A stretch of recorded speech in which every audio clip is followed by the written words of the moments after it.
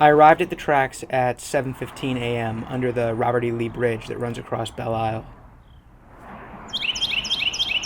My plan was to walk west on the CSX rail line until the sunset. I had packed a bag and brought my camera and was ready to film throughout the entire day. I had begun my hike. Then I realized when I was younger I would have called this an adventure. There's an old black train a-comin', scraping along the iron. You don't need no ticket, boys, it'll take you when it's time.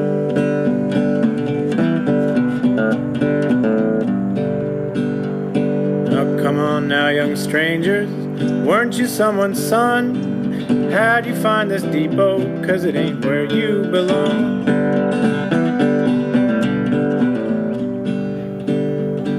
You will pass a graveyard, stones worn by the years. The train will stop a minute, but don't let it leave you here.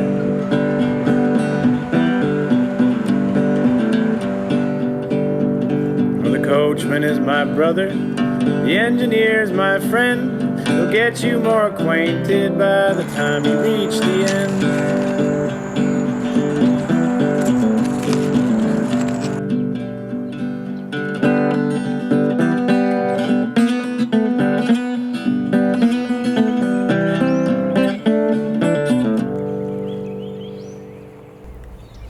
There's something about the way the light reflects off the rails that pulls me forward, keeps me walking.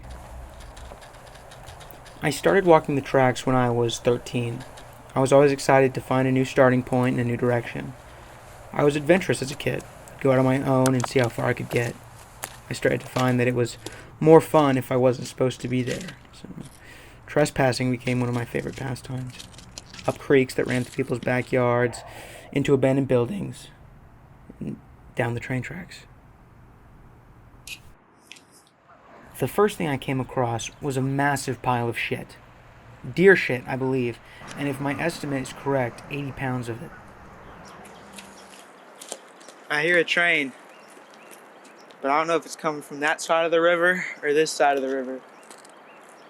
We're close enough to a crossway that you can hear the horns.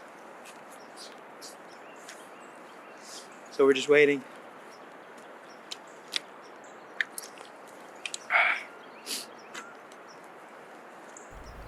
Bends in the rail made me nervous because you couldn't see very far ahead. Trains are not as loud as you think they should be, and the idea that you can touch the tracks and feel the train coming is a myth. It's not hard for them to sneak up on you. I was constantly listening, looking over my shoulder.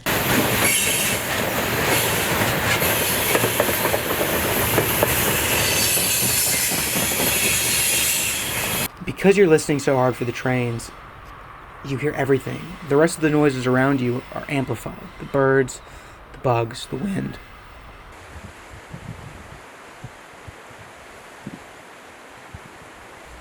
I don't come to the tracks to think. I come to clear my mind, among other things.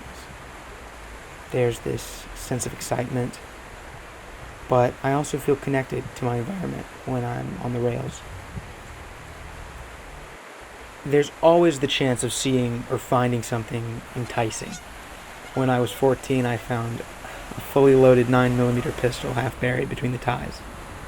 I turned into the police 3 days later.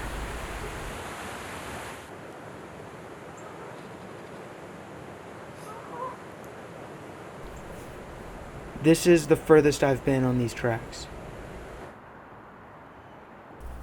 The tracks inspire me.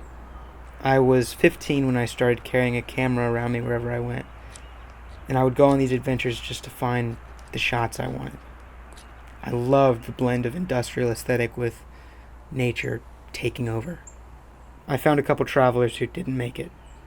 Once while hiking, I found 4 possums over the course of one day, all cleanly cut in half by the train. CSX locomotives weigh between 423 to 432,000 pounds. The amount of weight they can pull is around 14,000 tons, or 27 million pounds. The next spot I came across was the Settling Basin, where the majority of Richmond's drinking water is sourced. I was getting further and further away from the train yard, so every train I saw got faster and faster.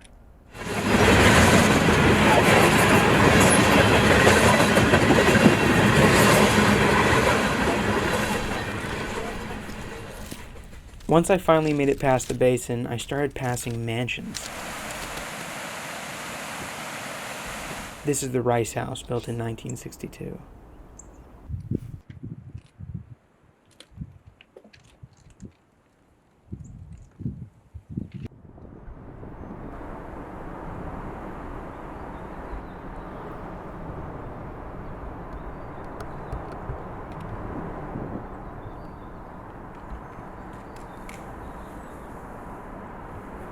If I wanted to get picked up on time, I had to pick up the pace.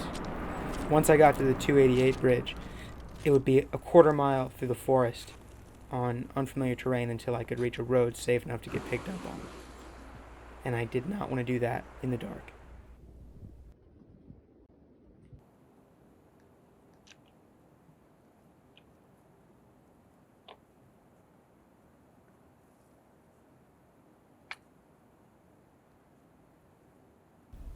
I had spent a lot of my energy making up for lost time, but now I was ahead of schedule. So I found a spot out of the wind where I could refuel. As I was about to make food, I saw a surveillance truck pass by on the rails. He slowed down and then moved on, but I thought it would be wise to find a better spot more secluded, just in case. I got off at a small bridge that ran over a creek. I needed to make some real food because I could feel my energy levels tanking. I needed to be alert, especially now that there was only one track and not a lot of space to hop off. I had walked 12.7 miles so far, and my plan was to get picked up at the Benedictine College Preparatory. My freeze-dried breakfast skillet filled me up nicely, but I was sad to leave this spot. It was very peaceful and nice to get off my feet. I only had about 3 hours left of light and around 4 more miles to walk. I think this was probably the prettiest part of the journey. I was exhausted and sore, but content. I was sad that my journey was over. There really is something about these lines that draw me back out here again and again. As the sun set, I thought that maybe I'd hop the next train I saw and take it far away from here, away from my worries and doubts. I hope I'll run into you again when I'm further down the line. This journey is a long one. It'll take you all around. Life rushing by your windows before it lays you down.